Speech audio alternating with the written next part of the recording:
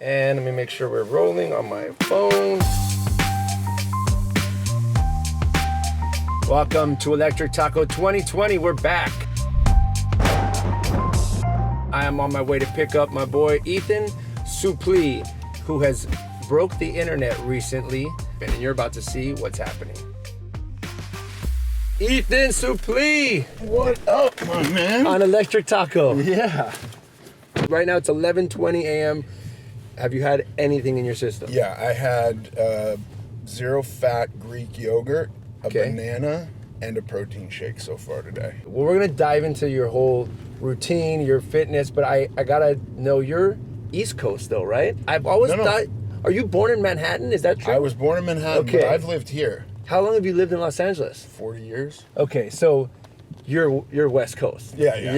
Okay. How did you balance your life out, or did you not balance, and did you just dive into the Hollywood world and be like, because you were acting at a young age, did you live that Hollywood lifestyle? I was as much a Hollywood douchebag as a person can be until I kind of got my act together and prioritized and got a better set of morals, I guess. Yeah. So that period from like 14, 15 to 23, where my life really was a mess. Yeah. I did all that stuff. And when you said and nightclubs and partying, see you, drinking, and drinking, drugs, yeah, all of it. Drinking, drugs, and food. Yeah. That's what like the lineup was? That was it, yeah. Is it automatically your mindset of like, all right, now it's food time? Well, like, here's the party. I don't know if these things still exist, but there were places when I was going out called BJ's and the Mousetrap where would open it to down on Pico and Crenshaw in that area, and so we would go from the nightclubs in West LA down to there, spend a few more hours there, then fast food happened around 4 or 5 a.m. And Damiano's, I think I brought that up to you one time, that Damiano's was the spot that we have. A mutual friend is DJ AM, who will tie ours, kind of the stories in together, that would be our late night hang. Yeah. In your podcast, that you like to just eat by yourself, right? As well, and that time where it was just like your thing. It wasn't about being out and still. It was like you could do. It was like your time to do your, basically eating on your standards. I want to eat 3 burgers and no one's going to be around me judging me. Yeah, it was very similar to how I dealt with drugs. Drinking is a super social thing. Right. Now, there were certainly times where I would sit and like finish off a whole handle of liquor by myself because the point wasn't to be social. The point was to get obliterated. But like drugs amongst my friends were pretty taboo. So I did all that on my own. But isn't that kind of also the look and image that you had on screen? Did you ever keep that in mind, like, I have to keep that up to work? Or did those even connect as well? No, because I think there was no thought about health for me. Yeah. And I was so unhealthy that I think I could have stayed an overweight person but been healthy. I was just going down the dwindling spiral towards death, Yeah. I myself was overweight as well, which I don't know if I've ever told you this. I hit a point where I was 210 pounds of just late night, what you're doing. Yeah. Partying, eating after I'm DJing, and just gaining weight. And tying into our mutual friend, DJ AM, when he got his surgery and he started losing all this weight, there's always moments in life that I remember, and that was like a churning point for me. And my churning point was with AM. Yeah. And he got his surgery and he started losing all this weight, and it was just me and him at the crib, and he's like, yo, I'm fucking skinnier than you, bro. And I go, no, you're not. Yeah. There's no way he goes, bro, I weigh less than you now, bro, you fat fuck. Right. And I go, dude, and he goes, let's go to the scale. Yeah. 2 dudes in the house. Yeah, and we doing a weigh off. Doing a weigh off, right? Amazing. We walk over to his bathroom, and he's like, you go first, bro. And I go up there, and I remember I was 209, right? And I look, and I'm like, go, and he stepped up, and he was 203. And he goes, you fat fuck. Oh my God. And I was like, oh fuck, dude. The guy that I always looked at like the big dude. is skinnier than me now. Right. And whether it was a surgery or however he's gonna do it, but he was wild. less than me now. Yeah. And he was looking at me and laughing like, ah, and I was like, and I remember that, and I was like, fuck, I gotta make some changes. Literally, the last time I saw him, we were at an AA meeting together, and he was telling me like he'd never had like a size 30 waist or something like that. Right. Whatever it was like really small, and he was so excited, and I had been losing weight too. It's such a shame that he passed. So, but it was, in that moment, it was also support. Like, Yeah. I felt like Motivating. It was like laughing, but motivating, but in a friendship way, like, look, like I did it. Like, and I was like, damn, like it made me think like, wow, I gotta make some changes as well. You made changes. Yeah. I can make changes. But what was the shift for you where you're like, this is it? Like you said, I've always been a big dude. Like, what's the shift for you where the actual ideas that were behind it were that I was with this girl. I was like really, really in love with her and felt like, oh, this person inspires me to be better than I am and to work to try to improve myself. But also, I wanted her to have a partner in the relationship that was worthy of her, and not to say that it's like materially or superficially worthy, just meaning like, what does she like to do on her free time? She likes to go to the beach. She likes to go on hikes. She wants to go to museums. All of these are active things. Yeah. I'm not doing shit like that when I'm 500 pounds. Right. That's just not gonna. None Beach, of those are you're like, options. no. Yeah, I'm like. A movie theater if the arms swing up. Right. You know what I mean? Yeah. Like, there's a lot of parameters. Yeah. Oh, you want to fly somewhere? What does first class cost? Because I can't sit and coach. Right. You know what I mean? And then Yeah. it's suddenly like, you want to go to Europe? That's a really expensive trip. Yeah. That we're going to be just- walking everywhere. Right. And that sounds like a nightmare to me. And so it was like things like that made me go like, oh, I can do this. I can be the person I want to see her with. You know what I mean? This is pre-kids. Yeah. Wow. So I didn't know what to do. So I went to her. I laid it all out for her. I said, I want to make a change. I don't know what to do.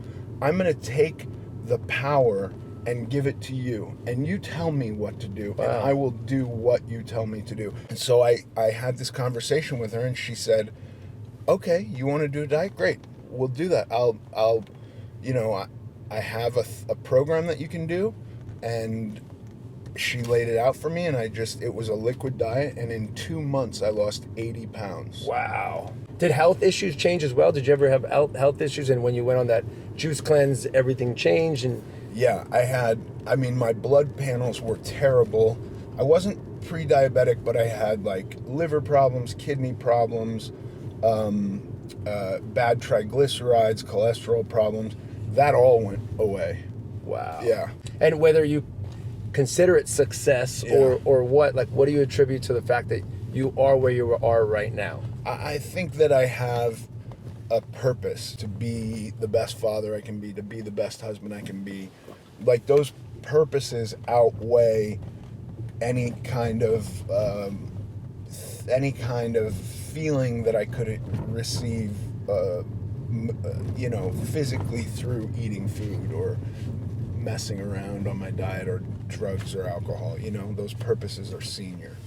I also want to add, I feel another purpose you have is inspiring so many right now. Yeah, I don't think that Probably hasn't digested with you yet. No, Like, it's been bizarre, the reaction, because I've just been kind of doing it, and I will say I think that seeing inspiration from other people will keep me motivated. Yeah. I think that's a big thing. The workout plan that I'm doing is really kind of tailored to bodybuilding. It's about building muscle.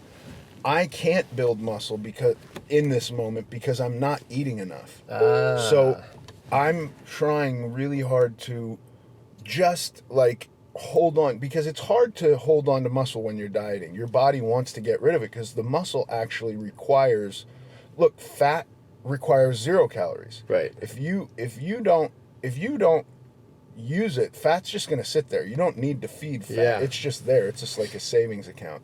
Muscle requires calories. So once you start to limit your calories, the body's going to first go, let's get rid of as much muscle as we don't need. So I'm just trying to trick it into holding every gram of muscle that I have while I'm losing weight, losing fat, dieting, withholding calories. And now that you're like trying to switch it and go like, no, let's eat the fat that I have. Your body's kind of like, that's our savings account for if you ever starve to death. Like, when am I going to starve to death? There's a fucking convenience store on every block. There's more food now than in the history of the world. Ever. Yeah. Well, I hate to do this to you, but let's do we're it. at a taco spot in Los Angeles. We're at Yuca's.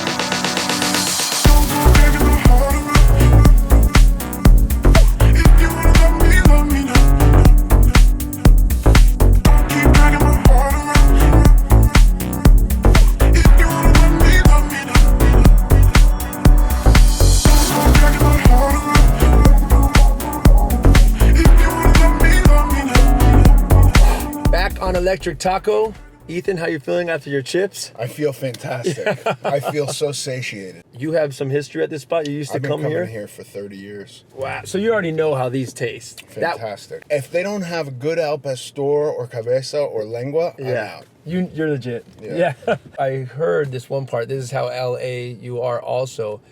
You rolled up to the Biggie party? Yeah. I saw that in the interview. Is that true? Yeah, we went and we were friends with Kadada Jones, and she threw that party. Wow. And we went, and honestly, there was a bad vibe there. Like we were like, there are just scary gangbangers here. You know, we're LA nightclub kids. We're used to some gangbangers in the clubs. There's always a couple, and that's fine. But when you're walking into a party that's like, it's a gang party. We had no business being there. Let's talk musically, because there's a lot of DJs also that watch this show as well. Did you grow up more hip hop? Did you grow up more punk? What'd you grow up being in LA? I grew up as a kid punk and would go to shows like catching buses to the Palladium or going to like the Riverside Country Club. Oh, wow. Not Riverside, Sherman Oaks Country Club. Sherman Oaks Country Club through the first nightclub I remember going to, I was truly a kid, was called Maryland's in the Valley. Bro, my first club I've ever been to in my life was Maryland's in the Valley. It was in Pasadena. Yeah, that's right. Yes. And that was kind of Raymond like Street, I think, or something. Yeah, it was like Lake. An alternative. It was off of Lake. Yeah. Yes, dude. Kind of a punk rock. My brother took me there. Yeah. Did that translate into the gym? Do you listen to music when you're working out? Yeah, I do. I strangely go back and forth between punk rock and country now. Interesting. Which is so weird. I never liked country as a kid. Okay, I haven't hit that point yet. Do you have playlists already set for your... I have a punk rock playlist that's like the Misfits and this band that I found later called Gallows. Okay. And Bad Brains is on there. Who else is on there? Against Me, which was actually a little bit after my time. I'm going to challenge you for Ivy. something. Yeah. I think you're the first guest on Electric Taco where I'm going to ask if you could hit us with 10 songs for the gym. They could be anything. They're your 10 songs where we'll put a Spotify playlist. I'll put it together. Okay. And we'll put it out there where it's like the 10 songs to get you through the workout. I would go... Maybe not even... You don't have to give them to all of us now. Give me 3 of the songs where it's like... Number 1 is Bad Brains PMA. Bad Brains PMA. That's my number 1 song that I'll listen to and go like, I gotta listen to him. Get out. HR's Speaking Truth. I'm gonna go to the gym. Like that, okay? Gallows song Misery. Gallows? I don't know that one, okay? Gallows song Misery, because he's really talking about how he's become comfortable with pain and suffering, and that's something I actually like in the gym. I like to get into like, this hurts. Obviously, there's a point where you go beyond pain and into damage, and you don't want to do that. Yeah. But I want to enjoy that kind of suffering. Like, I'm doing something really hard. The benefit of doing something with discomfort outweighs the benefit of doing something that you're just completely comfortable doing. Love that, yeah. I think. I agree. Song number 3. I'd go Danzig Mother. Danzig throw Mother, a little bit of yes. That. And that could be Mother. interchangeable with like the Misfits, Where Eagles Dare. One of those. Ooh. All right, dude. I want to thank you, Ethan, for coming through on this Electric Taco episode. Thank you for having me. I know I might have taken some time away from the gym for you. I hope not. No, I got it in this morning. Okay, good, man. Well, Check out the podcast. Yes, American Glutton. Please, everybody listen to the podcast. Yes, listen to the podcast. Dive into all the films you've done as well in the past, which we didn't even get into that. I'm sure everyone's grown up, like I said, with Ethan. And Motherless Brooklyn was the last one that just dropped, right? That was good, and do you have something else probably in the works? I had a movie called The Hunt that was scheduled to come out, and we pissed off the Democrats and the Republicans so much they yanked it. So I'm sure you have more on the horizon. Yeah, but we'll take a listen. And your socials?